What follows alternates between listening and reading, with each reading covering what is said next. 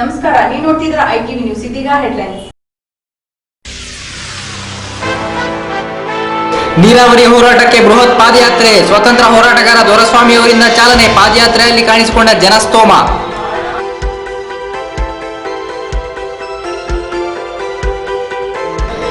ವಿದ್ಯುತ್ ಅಸಮರ್ಪಕಕ್ಕೆ ಆಕ್ರೋಶ. ಅಧಿಕಾರಿಗಳ ವಿರುದ್ಧ ಗರಂ. ಕಚೇರಿ ಎದುರು ಪ್ರತಿಭಟನೆ.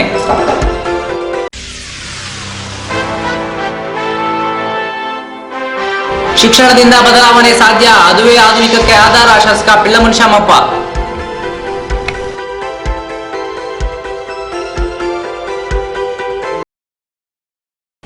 ಕೋಲಾರ ಜಿಲ್ಲೆ ಮಾಲೂರು ತಾಲೂಕು ಸೇರಿದ ಕರಿನಾಯಕನಹಳ್ಳಿ ಗ್ರಾಮದ ದಲಿತ ಮಹಿಳೆ ಜಯಂಬ ಎಂಬುವರ ಆಸ್ತಿಯನ್ನು ಸವಣಿಯ ಭೂಮಾಫಿಯಾಗಳು ಮೋಸದಿಂದ ಸುಳ್ಳು ದಾಖಲೆಗಳನ್ನು ಸೃಷ್ಟಿಸಿಕೊಂಡು ಅಧಿಕಾರಿಗಳನ್ನು ಸದುಪಯೋಗಪಡಿಸಿಕೊಂಡಿದ್ದಾರೆ ಎಂದು ಕರ್ನಾಟಕ ದಲಿತ ಸಿಂಹಸೇನೆ ತಾಲೂಕು ಕಚೇರಿ ಎದುರು ಪ್ರತಿಭಟನೆ ನಡೆಸಿದರು.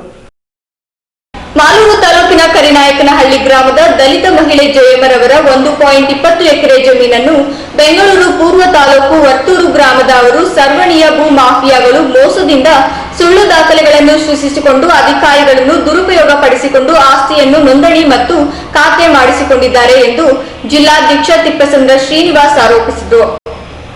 ಸರ್ಕಾರ ಆತ್ಮಹತ್ಯೆಯಂತಹ ಪ್ರಕರಣಗಳನ್ನು ತಡೆಯಲು ಅನೇಕ ಕಾರ್ಯಕ್ರಮಗಳನ್ನು ಹಮ್ಮಿಕೊಳ್ಳುತ್ತಿರುವುದು ಜನತೆಗೆ ಗೊತ್ತಿರುವ ವಿಷಯ. ಈ ಮಧ್ಯದಲ್ಲಿ ಇಂತಹ ಭೂಗಳ್ಳರು ರಾಜ್ಯದಲ್ಲಿ ತಲೆ ಎತ್ತುತ್ತಿದ್ದು ಅಮಾಯಕ ದಲಿತ ಕುಟುಂಬಗಳ ಆಸ್ತಿಗಳನ್ನು ಕಳೆದುಕೊಂಡು ಭೂ ಮಾಫಿಯಾಗಳ ತೆಕ್ಕೆಗೆ ಸಿಕ್ಕಿ ಬೀದಿ ಪಾಲಾಗಿರುವ ದಲಿತರ ಆಸ್ತಿಯನ್ನು ಉಳಿಸುವ ದಲಿತರ ಆಸ್ತಿಯನ್ನು ಕಬಳಿಸಿರುವ ಭೂ ಮಾಫಿಯಾಗಳಿಗೆ ಧಿಕ್ಕಾರ. ಭೂ ಮಾಫಿಯಾಗಳ ಬಳಿ ಶಾಮೀಲಾಗಿರುವ ಅಧಿಕಾರಿಗಳಿಗೆ ಧಿಕ್ಕಾರ. ರಾಜಕಾರಣಿಗಳ ಏಜೆಂಟರಾಗಿರುವ ತಾಲೂಕು ಆಡಳಿತಕ್ಕೆ ಧಿಕ್ಕಾರ.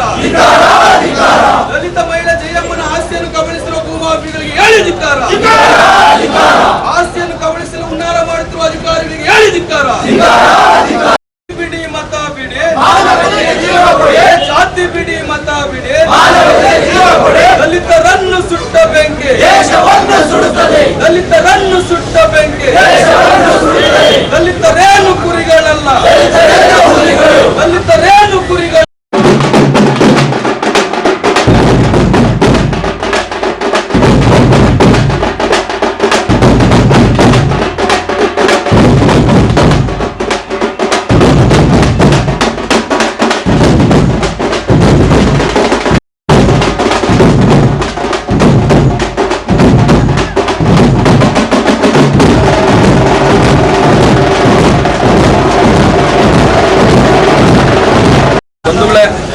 ಇವತ್ತೇನು ಕರ್ನಾಟಕ ದಲಿತ ಸಿಂಹಸೇನೆ ವತಿಯಿಂದ ಪ್ರವಾಸ ಸಂದರ್ಭದಿಂದ ತಾಲೂಕು ಕಚೇರಿವರೆಗೂ ಬೃಹತ್ ಪ್ರತಿಭಟನೆ ರ್ಯಾಲಿಯನ್ನು ಹಮ್ಮಿಕೊಂಡಿದ್ದೀವಿ.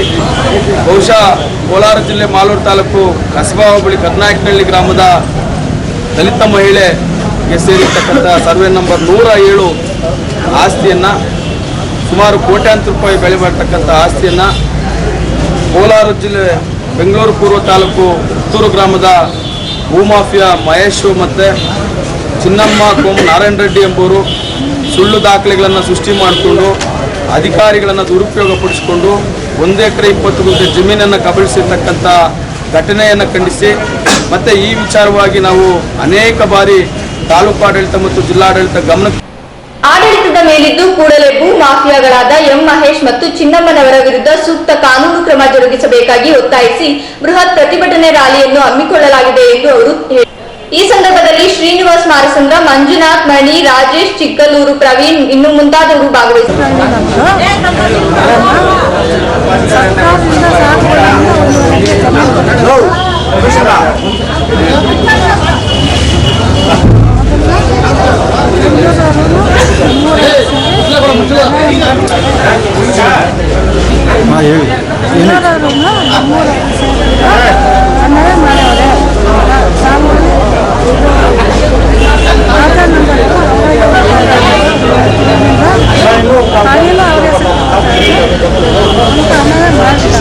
ಎಷ್ಟು ಎಕರೆ ಜಮೀನು ಅದು? ಜಮೀನು ಎಷ್ಟು ಎಕರೆ ಇದೆ? ಜಮೀನು ಎಷ್ಟು ಎಕರೆ ಇರ್ತದ? 1 ಎಕರೆ ಸರ್ಕಾರದಿಂದ ಕೊಟ್ಟಿದ್ದ ಅದು? ಜಮೀನು ಸ್ವಂತದ ಇಲ್ಲ ಸರ್ಕಾರದಿಂದ ಕೊಟ್ಟಿದ್ದ ಜಮೀನು? ಅದು ಸರ್ಕಾರದಿಂದ ಕೊಟ್ಟಿದ್ದು. ಕ್ಯಾಮರಾಮನ್ ಸಂತೋಷ್ ಜೊತೆ ಪಿಎನ್ ದಾಸ್, ಐಟಿವಿ ನ್ಯೂಸ್, ಮಾಲೂರು.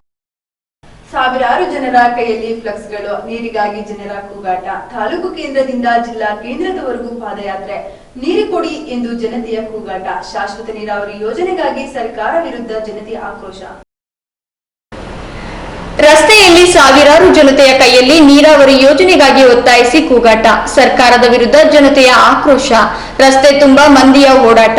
ಇದೆಲ್ಲ ಕಾಣಿಸಿಕೊಂಡಿದ್ದು ವಾಣಿಜ್ಯ ನಗರಿ ಚಿಂತಾಮಣಿಯಲ್ಲಿ. ಇಂದು ಚಿಂತಾಮಣಿ ವಿಧಾನಸಭಾ ಕ್ಷೇತ್ರದ ಶಾಸಕರಾದ ಕೃಷ್ಣಾರೆಡ್ಡಿ ಅವರ ನೇತೃತ್ವದಲ್ಲಿ ಚಿಂತಾಮಣಿ ಪ್ರವಾಸಿ ಮಂದಿರದಿಂದ ಜಿಲ್ಲಾ ಕೇಂದ್ರದವರೆಗೂ ಪಾದಯಾತ್ರೆ ನಡೆಸಲಾಯಿತು. ಇನ್ನು ಈ ಪಾದಯಾತ್ರೆಗೆ ಸ್ವತಂತ್ರ ಹೋರಾಟಗಾರರಾದ ದೊರೆಸ್ವಾಮಿ ಅವರು ಚಾಲನೆ ನೀಡಿದರು. ಪ್ರವಾಸಿ ಮಂದಿರದಿಂದ ಹೋರಾಟ ಪಾದಯಾತ್ರೆ ನಗರದ ಬೆಂಗಳೂರು ವೃತ್ತ, ಗಜಾನನ ವೃತ್ತ ಸೇರಿದಂತೆ ಶಿಡ್ಲಘಟ್ಟ ಮಾರ್ಗವಾಗಿ ಚಿಕ್ಕಬಳ್ಳಾಪುರಕ್ಕೆ ಪಾದಯಾತ್ರೆ ನಡೆಸಿದರು. ನನ್ನ ಮಣ್ಣಿದು ನನ್ನ ಮಣ್ಣಿದು ನನ್ನ ಮಣ್ಣಿದು ಕನ್ನಡ ಮಣ್ಣು, ನನ್ನುಸಿರಲ್ಲಿ ಕಂಪಿಸು ಮಣ್ಣು, ಧಮನಿ ಧಮನಿಯಲ್ಲಿ ನರ್ತಿಸು ಮಣ್ಣು, ವಿಶ್ವಮಾನವತೆ ಸಾರಿದ ಮಣ್ಣು ಕನ್ನಡದಿ ಈ ಪುಣ್ಯವತಿ, ನನ್ನಡೆದ ಸೌಭಾಗ್ಯವತಿ. ನನ್ನ ಮಣ್ಣಿದು ಕನ್ನಡ ಮಣ್ಣು, ನನ್ನುಸಿರಲ್ಲಿ ಕಂಪಿಸು ಮಣ್ಣು, ಧಮನಿ ಧಮನಿಯಲ್ಲಿ ನರ್ತಿಸು ಮಣ್ಣು, ವಿಶ್ವಮಾನವತೆ ಸಾರಿದ ಮಣ್ಣು ಕನ್ನಡದಿ ಈ ಪುಣ್ಯವತಿ.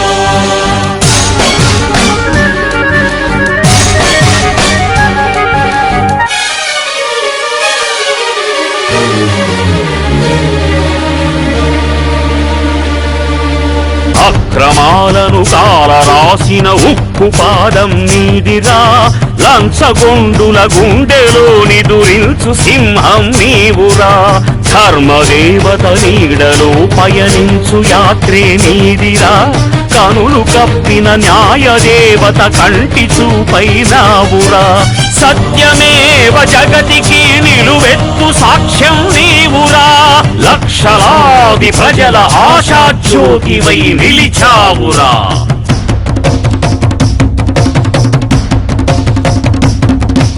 నేను సైతం ప్రపంచాగ్నికి సమిధనొక్కటి ఆహుతిచ్చాను, నేను సైతం విశ్వవృష్టికి అశ్రు ఒక్కటి ధారవోశాను, నేను సైతం భువన ఘోషకు వెర్రి గొంతుక విచ్చి మ్రోశాను, నేను సైతం ప్రపంచాగ్నికి సమిధనొక్కటి ఆహుతిచ్చాను.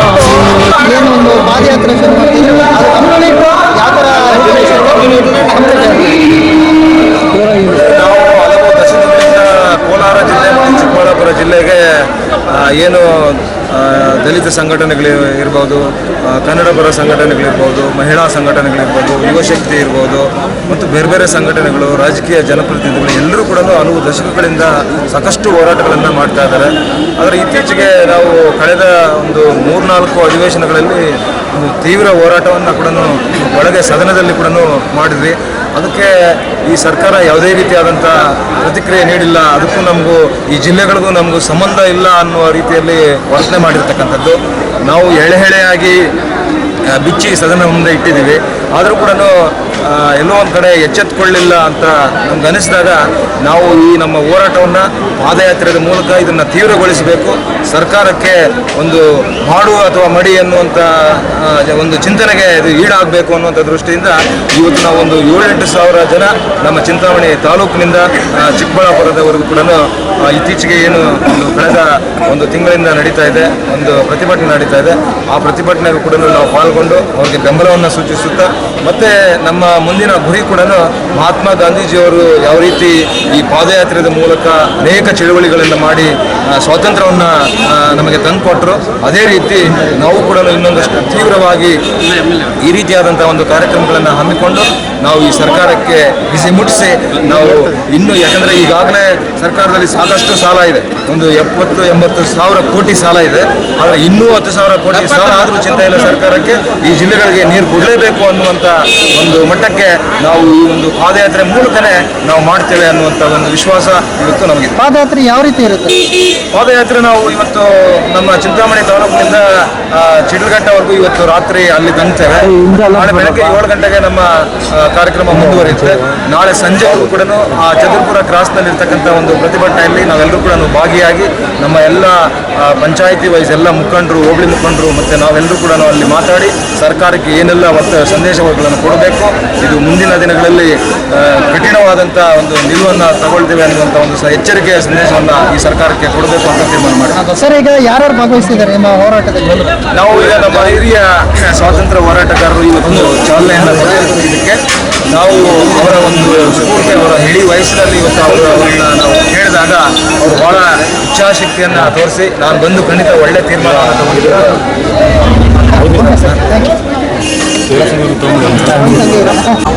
ಹೋರಾಟ ಅಲ್ಲ, ನಾವು ಬದುಕೋಕ್ಕೆ ದಾರಿ ಮಾಡ್ಕೊಳ್ತಕ್ಕಂಥ ಕೆಲಸ ಮಾಡ್ತಾರೆ. ಶಾಸಕರು ಎಷ್ಟೋ ಜನ ಪ್ರಯತ್ನಗಳು ಮಾಡಿದ್ದಾರೆ. ಶಾಸಕರು ಹಿಂದೆ ಅಲ್ಲಾಡ್ಬಿಡ್ರಪ್ಪ. ಹೊಸ ಹುರುಪಿನವರು ಹಳ್ಳಿಗಳಲ್ಲಿ ಕೆಲಸ ಮಾಡ್ತಾ ಇದ್ದಾರೆ ಅಂತ ಕೇಳಿದ್ದಾರೆ. ಹಳ್ಳಿಗಳ ಸಂಪರ್ಕ ತುಂಬ ಇಟ್ಕೊಂಡಿದ್ದಾರೆ. ಈ ಪ್ರಯತ್ನಗಳು ಎಷ್ಟು ಸಂಸ್ಥೆಗಳಿಂದ ಆದರೂ ಕೂಡ ಕಡಿಮೆನೇ. ಯಾಕೆಂದರೆ ಇಲ್ಲಿಯ ನೀರಿನ ಸಮಸ್ಯೆ ಏನಿದೆ ಅದು ಬಹಳ ಅಗಾಧವಾದ ಸಮಸ್ಯೆ. ಇಡೀ ಕೋಲಾರ ಜಿಲ್ಲೆನ ಇದು ಕಾಡ್ತಾ ಇರ್ತಕ್ಕಂಥ ಸಮಸ್ಯೆ. ಈ ಸಮಸ್ಯೆಯನ್ನು ನಾವೇ ಅದನ್ನು ಬರಮಾಡಿಕೊಂಡಿದ್ದೇವೆ ಅಂತ. ಸರ್ಕಾರಗಳು ಇವು ನೀರು ಪ್ರತಿಯೊಬ್ಬರ ಹಕ್ಕು, ಆದರೆ ಹಕ್ಕನ್ನು ಕಸಿದುಕೊಳ್ಳುವಂಥ ಪ್ರಯತ್ನ ಮಾಡ್ತಾ ಇದೆ ಅನ್ನೋ ಒಂದು ವಿಚಾರ. ಅಲ್ಲ, ನೀರು ಇದ್ರೆ ಅವ್ರು ತಗೊಂಡ್ಬಿಟ್ರೆ ನೀರು ಇಲ್ಲಿ ನದಿಯಾಗಿದೆ ಇದೆ, ಅದನ್ನು ಅವರೇನಾದ್ರು ಹಿಡಿದಿಟ್ಕೊಂಡಿದ್ರೆ ಅವ್ರು ತಪ್ಪಾಗ. ಈಗ ಅವ್ರ ಹತ್ರ ನೀರಿಲ್ಲ, ನೀರಿದ್ದದ್ದೆಲ್ಲ ಬತ್ತಿಸ್ಬಿಟ್ಟು ಕೆರೆಗಳೆಲ್ಲ ಒಣಗೋಯ್ತು. ಈಗ ನೀರಿಲ್ಲ ಅಂತ ಹೇಳಿದ್ರೆ ನೀರು ಅವರೇನು ಕದ್ದಿಟ್ಕೊಂಡಿಲ್ಲ. ನೀರು ಎಲ್ಲಿಂದಲೋ ತರಬೇಕು, ತರುವುದಕ್ಕೆ 100 ವಿಘ್ನಗಳು. ಆದ್ದರಿಂದ ಇದು ಭಾಳ ಜಟಿಲವಾದಂಥ ಸಮಸ್ಯೆ ಆಗಿದೆ. ಇದು ಬೇರೆ ಪ್ರಾಂತ್ಯಗಳವರೆಗೂ ಸಂಬಂಧಪಟ್ಟಿದೆ. ಅದರಿಂದ ಇದನ್ನು ದೂರ್ಕೊಂಡು ಕೂತ್ಕೊಂಡ್ರೆ ನಾವು ಆಗೋದಿಲ್ಲ. ನಾವೆಲ್ಲ ಕೂಡಿ ಕೆಲಸ ಮಾಡಬೇಕು, ಎಷ್ಟು ಸಹ ಹೋರಾಟ ಮಾಡಬೇಕು. ಆದರೆ ಹೋರಾಟ ಬರೀ ಹೋರಾಟ ಆಗಬಾರ್ದು. ಇದು ನಾವು ದಾರಿನೂ ತೋರಿಸ್ಬೇಕು. ನೀರು ಎಲ್ಲಿಂದ ತರಬೇಕು ಹೇಳಿಬಿಡ್ತೀವಿ ಸುಲಭವಾಗಿ. ನಾವು ತೊಗೊಂಡು ಬಂದು ಗೋವಾದಿಂದ ತೊಗೊಂಡು ಬಂದು ಬೇರೆ ಕಡೆಯಿಂದ ಇದು ಹೇಳೋ ಸುಲಭ. ಆದರೆ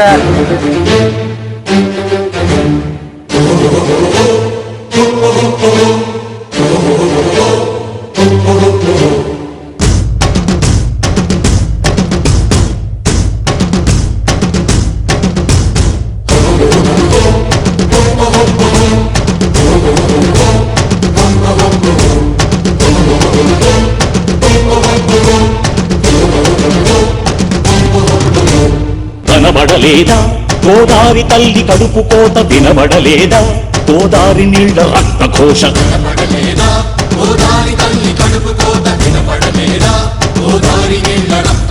గుండె నిండా పాలున్న బిడ్డల కందించలేని తల్లి బతుకు దేనికని? వీళ్ళు నింపె నీళ్లున్న సముద్రాన పడిపోయే శాపం తనకెందుకని? బరువైతయ కరువై తను వెలియై ఇక బలియై, ఉప్పు సాగరాలలోకి వెళ్ళలేక వెక్కి పడుతున్నది వృధాగా కను మూయలేక. ఆ అలల అలజడి, ఆ తడియారని కంట తడి, ఆ అలల అలజడి తడియారని కంట తడి కనబడలేదా? వినబడడం లేదా? కనబడలేదా గోదారి తల్లి కడుపు కోత? వినబడలేదా గోదారి నీళ్ల రక్త ఘోష?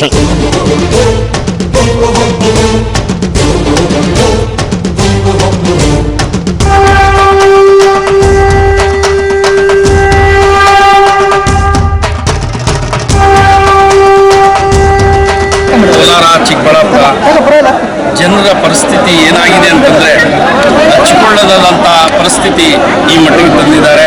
ಯಾಕಂದರೆ 40 ವರ್ಷಗಳಿಂದ ಈ ಹೋರಾಟವನ್ನು ಮೊದಲೇ ಮಾಡಬೇಕಾಗಿತ್ತು.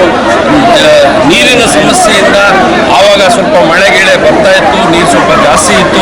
ಇವಾಗ ಒಂದು 15 ವರ್ಷಗಳಿಂದ ನಮಗೆ ಯಾವ ಥರ ಆಗಿದೆ ಅಂತಂದರೆ ಹೇಳ್ಕೊಳ್ಳೋ ಪರಿಸ್ಥಿತಿ ಆ ಥರ ಆಗಿದೆ. ನಾವು ಸರ್ಕಾರಕ್ಕೆ, ಎರಡೂ ಸರ್ಕಾರಗಳಿಗೆ ನಾವು ಒಂದೇ ಮನವಿ ಮಾಡ್ಕೊಳ್ಳೋದು, ನಮ್ಮ ತಾಲೂಕಿನಲ್ಲಿ ರೇಷ್ಮೆ ಬೆಳೀತಾ ಇದ್ದೀವಿ, ಮಾವು ಬೆಳೀತಾ ಇದ್ದೀವಿ, ನಮಗೆ ನೀರೊಂದು ಅವಕಾಶ ಮಾಡಿಕೊಳ್ಳಿ ಅಂತ ಹೇಳ್ಬಿಟ್ಟು ನಾನು ಸಿದ್ದರಾಮಯ್ಯನವ್ರನ್ನು ಹಾಗೂ ಮನಮೋಹನ್ ಸಿಂಗ್ ಅವ್ರನ್ನು ಮನವಿ ಮಾಡ್ತಾ ಇದ್ದೀನಿ. ಮೋದಿ ಅವ್ರನ್ನ ಮನವಿ ಮಾಡ್ತೀನಿ. ಮತ್ತೆ ಇನ್ನೊಂದು ವಿಷಯ ಏನಂದರೆ, ನಮ್ಮ ಚಿಕ್ಕಬಳ್ಳಾಪುರ ಕೋಲಾರ ಡಿಸ್ಟಿಕ್ನಲ್ಲಿ ಯಾವ ಥರ ಪರಿಸ್ಥಿತಿ ಬಂದಿದೆ ಅಂತಂದರೆ 1500 ಅಡಿ ಹಾಕಿದ್ರೂ ನೀರಿಲ್ಲ. ಎಲ್ಲ ಕರ್ನಾಟಕ ಜನರಿಗೂ ಗೊತ್ತು, ನಮ್ಮ ಕೋಲಾರ ಚಿಕ್ಕಬಳ್ಳಾಪುರ ಜನರಿಗೆ ಯಾವ ಥರ ಆಗಿದೆ ಅಂತ ಹೇಳ್ಬಿಟ್ಟು. ಅದರಿಂದ ಇರೋ ಹಳ್ಳಿಗಳಲ್ಲಿರೋ ಜನ ಎಲ್ಲ ಸಿಟಿಗಳಿಗೆ ವಲಸೆ ಹೋಗ್ತಾ ಇದ್ದಾರೆ. ಅದರಿಂದ ನಾನು ಸರ್ಕಾರಕ್ಕೆ ಮನವಿ ಮಾಡ್ಕೊಳ್ಳೋದು ಇದೇನೆಂದರೆ ಆ ಯೋಜನೆಯನ್ನು ಜಾರಿ ತರಬೇಕಂತ ಹೇಳ್ಬಿಟ್ಟು ನಾನು ಮನವಿ ಮಾಡ್ಕೊಳ್ತೀನಿ. ಇನ್ನು ಈ ಪಾದಯಾತ್ರೆಯಲ್ಲಿ ಜನಸೋತ್ತಮವೇ ಸೇರಿತ್ತು. ಹೆಚ್ಚು ತಾಲೂಕಿನ ಜನತೆ ಭಾಗವಹಿಸಿದ್ರು. ಮಹಿಳೆಯರು, ಯುವಕರು, ಹಿರಿಯರು ಈ ಪಾದಯಾತ್ರೆಯಲ್ಲಿ ಭಾಗಿಯಾಗಿದ್ರು. ಇನ್ನು ಈ ಪಾದಯಾತ್ರೆಯು ಜಿಲ್ಲಾ ಕೇಂದ್ರಕ್ಕೆ ತಲುಪಲು 2 ದಿನ ಬೇಕಾಗಿದ್ದು, ಇಂದು ಶಿಡ್ಲಘಟ್ಟದಲ್ಲಿ ತಂಗಿದ್ದು ನಾಳೆ ಜಿಲ್ಲಾ ಕೇಂದ್ರಕ್ಕೆ ಹೊರಡಲಿದ್ದಾರೆ. ಇನ್ನು ಈ ವೇಳೆ ಈ ಅಪಾರ ಜನಸೋತ್ತಮಕ್ಕೆ ಮಾರ್ಗ ಮಧ್ಯದಲ್ಲಿ ನೀರು ಹಾಗೂ ಬಿಸಿಲಿನ ಬೇಗೆಗೆ ಮಜ್ಜಿಗೆ ಹಾಗೂ ಊಟದ ವ್ಯವಸ್ಥೆಯನ್ನು ಮಾಡಲಾಗಿತ್ತು. ಒಟ್ನಲ್ಲಿ ಈ ಪಾದಯಾತ್ರೆಗೆ ಅಪಾರ ಸಂಖ್ಯೆಯಲ್ಲಿ ಜನತೆ ಬಂದ ಬರಪೀಡಿತ ಜಿಲ್ಲೆಯ ಜನತೆಗೆ ನೀರಿಗಾಗಿ ಹೋರಾಟದ ಕಿಚ್ಚು ಅನ್ನುವುದು ದೃಢವಾಗಿ ನಿರ್ಮಾಣವಾಗಿದೆ. ಒಟ್ನಲ್ಲಿ ಜನತೆ ನೀರಾವರಿ ಯೋಜನೆಗಾಗಿ ಹೋರಾಟದ ಕಿಚ್ಚು ಆರಂಭವಾಗಿದ್ದು, ಸರ್ಕಾರಕ್ಕೆ ಬಯಲು ನಾಡಿನ ಜನತೆಯ ಶಕ್ತಿಯನ್ನು ತೋರಿಸುವ ಮಟ್ಟಿಗೆ ಈ ಪಾದಯಾತ್ರೆ ನಡೆಸಲಾಗಿದೆ.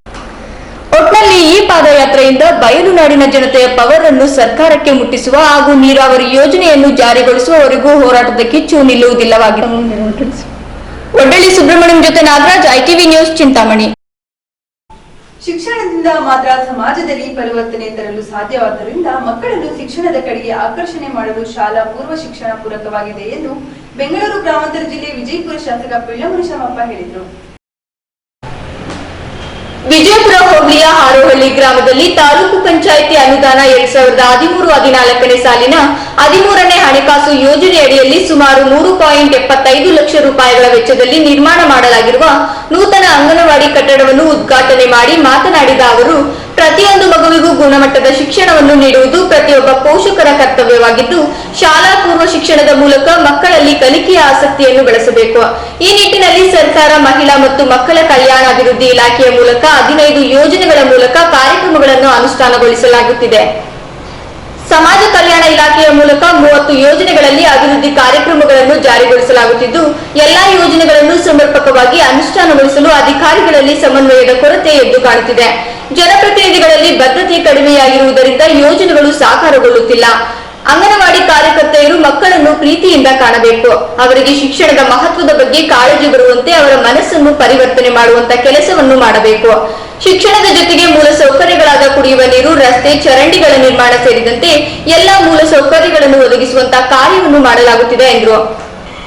ತಾಲೂಕು ಪಂಚಾಯಿತಿ ಅಧ್ಯಕ್ಷ ವೆಂಕಟೇಶಮ್ಮ, ಉಪಾಧ್ಯಕ್ಷೆ ಮಂಜುಳಾ ಶ್ರೀನಿವಾಸ್, ಸದಸ್ಯ ಶಿವಪ್ಪ, ಸಿಡಿಪಿಒ ಅಶ್ವಥಮ್ಮ, ಗ್ರಾಮ ಪಂಚಾಯಿತಿ ಮಾಜಿ ಅಧ್ಯಕ್ಷ ರವಿಕುಮಾರ್, ಮಾಜಿ ಉಪಾಧ್ಯಕ್ಷೆ ಮುನಿರಾಜಮ್ಮ, ಪಿಡಿಒ ಕವಿತಾ, ಎನ್ ರಾಜಗೋಪಾಲ್, ಚಿಕ್ಕಬಚ್ಚೇಗೌಡ, ಗುಳ್ಳಹಳ್ಳಿ ರಾಜಪ್ಪ ಮಾಡುವ ಈ ಶುಭ ಸಂದರ್ಭದಲ್ಲಿ ಕಾರ್ಯಕ್ರಮದಲ್ಲಿ ಪಾಲ್ಗೊಂಡಿದ್ದಂತ ನಮ್ಮ ನಿಮ್ಮೆಲ್ಲರ ನೆಚ್ಚಿನ ನಾಯಕರು, ಇಲ್ಲಿ ನಾವು ಅಂದ್ಕೊಂಡು ಕೈಗಳು ಬಹಳ ಸಿಂಪಲ್ ಏನಾಗಿಲ್ಲ, ಬಹಳ ಅತ್ಯುತ್ತಮವಾದ ದೊಡ್ಡ ಕಾರ್ಯಕ್ರಮವನ್ನೇ ನಮ್ಮ ತಾಲೂಕ್ ಪಂಚಾಯತಿ ಸದಸ್ಯರಾದಂತ ಮತ್ತು ಈ ಒಂದು ಭಾಗದ ತಾಲೂಕ್ ಪಂಚಾಯತ್ ಸದಸ್ಯರು ಮತ್ತು ಮಾಜಿ ತಾಲೂಕ್ ಪಂಚಾಯತಿ ಅಧ್ಯಕ್ಷರಾಗಿದ್ದಂತ ನಮ್ಮ ಶಿವಪ್ಪನವರು ಜಿಲ್ಲಾ ಪಂಚಾಯತ್ ಚುನಾವಣಾ ಬರೋ ಒಂದು ಹಿನ್ನೆಲೆಯಲ್ಲಿ ಆದಷ್ಟು ಬೇಗ ಕೆಲಸವನ್ನು ಮಾಡಬೇಕು ಅನ್ನೋ ಒಂದು ಅಭಿಲಾಷೆಯಿಂದ ನಿನ್ನೆ ಎಲ್ಲವನ್ನೂ ಮಾತಾಡಿ ಈ ಒಂದು ಕಾರ್ಯಕ್ರಮವನ್ನ ಅಧಿಕೃತವಾಗಿ ಕಾರ್ಯವನ್ನು ನಡೆಸಬೇಕು ಅಂತ ಹೇಳಿ ಪ್ರಯೋಜನವಿಲ್ಲದ ಜಾಗ ಆಗಿತ್ತು. ಡೋಸರ್ ತಂದು JCB ತಂದು ಸರಿ ಕ್ಲೀನ್ ಮಾಡಿಸಿ ವಿಶೇಷವಾಗಿ ಹೆಚ್ಚಿಗೆ ಒಂದು ಅರ್ಧ ಹೆಕ್ಟರ್ಗಿಂತ ಹೆಚ್ಚಿಗೆ ಇರ್ತಕ್ಕಂಥ ಜಾಗವನ್ನು ವಿಂಗಡಿಸಿ ಸಾರ್ವಜನಿಕವಾಗಿ ಸರ್ಕಾರದ ಆಸ್ತಿಯನ್ನು ಉಳಿಸುವಂತ ಕೆಲಸ ಮಾಡೋದಕ್ಕೆ ಮೊದಲೇ ವಿದ್ಯಾಭ್ಯಾಸ ಕಡೆ ಹೆಚ್ಚಿನ ಗಮನ ಕೊಡಬೇಕು. ತದನಂತರದಲ್ಲಿ ಕುಡಿಯುವ ನೀರು, ಗ್ರಾಮ ನೈರ್ಮಲೀಕರಣ, ಗ್ರಾಮಕ್ಕೆ ಬೇಕಾದಂತ ಎಲ್ಲ ರೀತಿಯ ಒಂದು ದೇವಸ್ಥಾನ ಇರ್ಬೋದು, ಮತ್ತೊಂದು ಪ್ರತಿಯೊಂದು ಗ್ರಾಮಕ್ಕೆ ಬೇಕಾದಂತ ಅಚ್ಚುಕಟ್ಟಾಗಿ ಬೇಕಾದಂತದ್ದು ಶುಚಿತ್ವವನ್ನು ಕಾಪಾಡಬೇಕಾಗಿರುವುದು ನಮ್ಮೆಲ್ಲ ಆದ್ಯ ಕರ್ತವ್ಯ. ಕಲ್ಯಾಣ್ ಕುಮಾರ್, ಭಾರತ್ ಸೇವಾದಳ ಲಕ್ಷ್ಮೀನಾರಾಯಣಪ್ಪ, ಗೋಪಾಲಸ್ವಾಮಿ, ದಂಡಿಗಾನಹಳ್ಳಿ ನಾರಾಯಣ ಸ್ವಾಮಿ, ನಾರಾಯಣಾಚಾರ್, ವೀರಪ್ಪ, ವಿಜಯಪುರ ಟೌನ್ ಜೆಡಿಎಸ್ ಅಧ್ಯಕ್ಷ ನಾರಾಯಣ ಸ್ವಾಮಿ, ಜೆಡಿಎಸ್ ಮುಖಂಡ ಸದಾಶಿವ ರೆಡ್ಡಿ, ಗೋಪಾಲಸ್ವಾಮಿ, ಯೋಧ ಗೋಪಾಲ್, ಅಂಗನವಾಡಿ ಕಾರ್ಯಕರ್ತೆ ಮಂಜುಳಾ ಮುಂತಾದವರು ಹಾಜರಿದ್ದರು. ಕ್ಯಾಮರಾಮನ್ ಬಾಬು ಜೊತೆ ಸತೀಶ್, ಐಟಿವಿ ನ್ಯೂಸ್, ವಿಜಯಪುರ. ಈಗ ಬ್ರೇಕ್ ನಂತರ ಐಟಿವಿ ನ್ಯೂಸ್ ಮುಂದುವರಿಯುತ್ತದೆ.